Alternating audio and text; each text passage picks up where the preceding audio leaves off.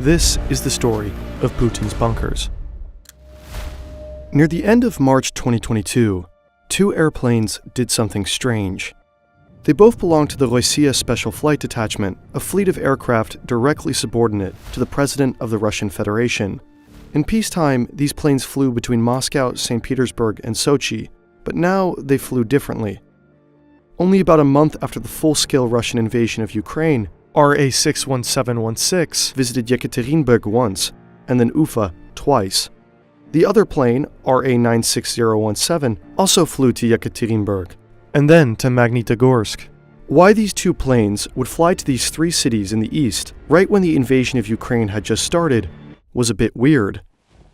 This was the time when Russia realized that their invasion of Ukraine would not take a week. Something changed. Maybe these flights were part of a new drill and preparation of a much longer war, or maybe some politicians just had some undisclosed business. But what made it weirder was the location. Right in the middle of all three of these cities is an open secret. Between Ufa, Yekaterinburg, and Magnitogorsk is the highest mountain in the southern Urals, Yamantau. It is also home to what some believe is a bunker the size of a city made for Russia's political elite. During the Cold War, the Soviets commanded thousands of workers to construct underground bunkers. According to an American nuclear security expert, diagrams and notes provided by senior SAC officers showed that the Yamantau Command Center is located inside of a mountain of rock and quartz around 900 meters below the summit. It is a military base for the resettlement of the top Russian political leadership. Although we don't know exactly what this bunker looks like, we do know what American bunkers look like. If we use schematics of the Cheyenne Mountain complex, we can imagine a command center, fuel storage, water storage, and rooms for combat operations. However, Yamantau is different. Because the mountain is largely made up of quartz, communication is difficult. Quartz can interfere with radio signals. If the massive underground bunker doesn't establish good communication between Russia's political elites and their forces, what else would it be used for? After the Cold War, Yamantau was considered abandoned. The time of infinite communist budgets was over. But Yamantau is special because in the 1990s, US spy satellites picked up that the Russians were working on it again. More than 30 years later, some say construction is ramping up. Next to Yamantau is a town called Mezhgoye. Formed after the merger of two military camps, Mezhgoye is militarily restricted. Not any Russian can get in. So at the end of April 2021, the locals in Mezhgoye were in for a surprise. An Ufa-based newspaper reported that a convoy of at least 19 units of heavy construction vehicles showed up with license plates registered in Moscow. The local mayor's office informed the paper that the vehicles would expand the asset base of Upravlение Stроительства No. 30. US 30 is contracted specifically for heavy construction projects, including the construction of large-scale underground complexes. They didn't comment on the purpose of the expansion because the projects of US 30 are directly under management of the Ministry of Defense. In April of 2021, military convoys showed up in Mezhgoye, and in April of 2021, the Russians also mobilized thousands near the border of Ukraine. Months later, parts of the presidential fleet flew to cities in the immediate area, seemingly out of nowhere. In early 2021, Navalny published an investigation into a palace on the Black Sea. Funded by public money, it's a hidden mega facility constructed for Putin's private use. Navalny also released diagrams. They reveal a building that's as impressive above ground as it is underground. Located beneath Putin's palace are tunnels and a massive elevator. They're equipped with ventilation and sewage systems, and all the other necessary equipment for fresh water and electricity. The leaked cross-section of the elevator also shows multiple ventilation shafts, which hints that this is no normal elevator. It could very well be that these are backups in case of an attack. Whether these tunnels can withstand a modern nuclear blast is unclear, but the walls are made out of 38 centimeters of concrete. Even more revealing is that they were also constructed by US No. 30, the same organization connected to Yamantau. US 30 answers directly to the MDSP, the main directorate of special programs of the President of the Russian Federation. It is the state body that is tasked with organizing the construction of hardened protective structures, and it is led by one of Putin's most trusted individuals. Alexander Linets was a former regional head of the FSB, the descendant organization of the KGB.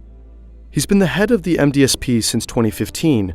In 2020, Putin's admiration and trust for Linets was shown through a public income statement that revealed that Linets had moved into a 177 square meter luxury apartment in Moscow. The Kremlin gives Linets treats because Linets is important. He not only leads the directorate connected to Yamantau and Putin's palace, but his organization is also linked with bunkers directly in Russia's capital.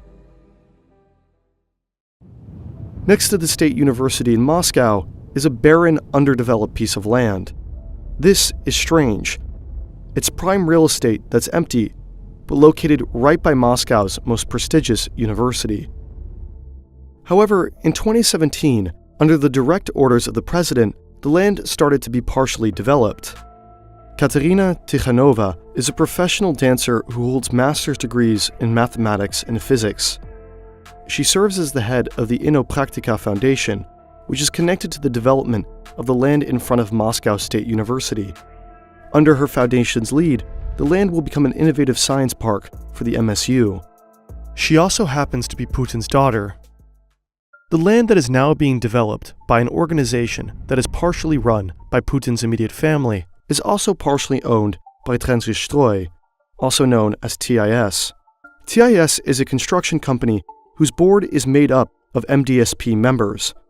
Its deputy head is a former head of US-30, and TIS can only be contracted by foreign third parties upon approval from the MDSP directly. TIS is also known for constructing underground tunnels. See, this land that is now being developed, in part for Putin's daughter's foundation, is not just any piece of land. It is also rumored to be above an enormous leadership bunker, which is speculated to be around 200 to 300 meters deep and can accommodate 10,000 people. Like Yamantau, the Soviets were also exceptionally creative in constructing vast underground bunker systems in Moscow. The city's current metro system can actually be converted into a bunker for civilian use and house some of Moscow's population for a few days. For example, if you go into the Belaruskaya metro station, you'll go down for a while, eventually bringing you into a deep metro station that can double as a bunker. However, if you're bored and walk around a bit in the station, you'll also eventually encounter a recently renovated statue that pays homage to the Soviet Republic of Belarus. On both sides of that statue are two unsuspecting gray doors, and behind those doors is something else. Initially built for the USSR Ministry of Communication, connected onto the Belaruskaya metro is a massive restricted bunker. It's supposed to be accessible through an external building and can be used as a resilient command post. This bunker is not supposed to be used by any mere civilian, but instead by Russia's military and political class. Now, this bunker is dilapidated and in no state to be used, and these type of constructions aren't actually uncommon. For example, the Ministry of Foreign Affairs also had its own bunker, and there are also declassified images showing even larger designs and schematics for other bunker complexes that could be retrofitted on Moscow's current metro system. However, unlike Belaruskaya and the declassified images that have already been revealed to the public, there are still some underground bunker systems in Moscow that remain highly confidential. On November 17, 2015, Pavel Safronov, a digger in Moscow, was apprehended by the FSB. Only a year before, Pavel and a few others had wandered around what they believed was the Metro 2 tunnel system for 3 entire days. Metro 2 is rumored to be a secret underground metro that connects the Kremlin with the massive underground bunker complex that is supposedly located right by Moscow State University, the land that is right now being developed. According to the group of diggers, some of the tunnels were hundreds of meters long and 25 meters high, although many were also abandoned and dilapidated. However, Pavel also reported discovering a closed-off entrance that linked to the Kremlin. These diggers' accounts are of course hearsay, and there was no evidence that the tunnels were being used extensively while Pavel had explored it, but it's only after Russia annexed Crimea in late 2014 that Pavel was arrested for leaking state secrets. Take that fact as you will. Now, does this tell us enough about the bunker by the MSU? Honestly, no. At the end of the day, we don't know what the bunker under Ramenki looks like, nor do we know the extent of all the underground tunnels and bunkers in Moscow. Maybe it's just a pure coincidence that Putin's daughter just happens to now be connected with a pretty large infrastructure project built on top of what is likely a massive leadership bunker, even during a time when the safety for his family is more pressing than ever. But honestly, we have no clue. Putin is a man shrouded in mystery, and so are his and his country's bunkers. For example, located near the Altai Mountains is a compound that is separate from the public. Built by Gazprom as a high-profile retreat, it's also been used by Putin in the past for state visits. On its own, the building doesn't seem like much. Pretty solid house next to a large river, relatively secluded, with only a few additional buildings. What makes Altai unique, however, is this: a transformer station. This isn't a station you use to power a few buildings. This is a station you use to power a small city. This was enough to sound an alarm. A professor in Russia made pretty large claims that some of the president's family is hunkered down in Altai, in some type of extremely advanced bunker unknown to the public. There's no smoke without fire, but bunkers are hard to construct, and they're hard to hide. It's probably unlikely that Putin was able to construct an entire underground city without it being visible to the public. Dirt that comes out of the ground does need to go somewhere else. But in all honesty, be it Altai, Yamantau, his personal palace, or close to Moscow State University, we just don't actually know the extent of the bunkers and how truly interesting they are. It's easy to dream up big ideas of large, advanced underground cities pulled by an unseen, strong political apparatus.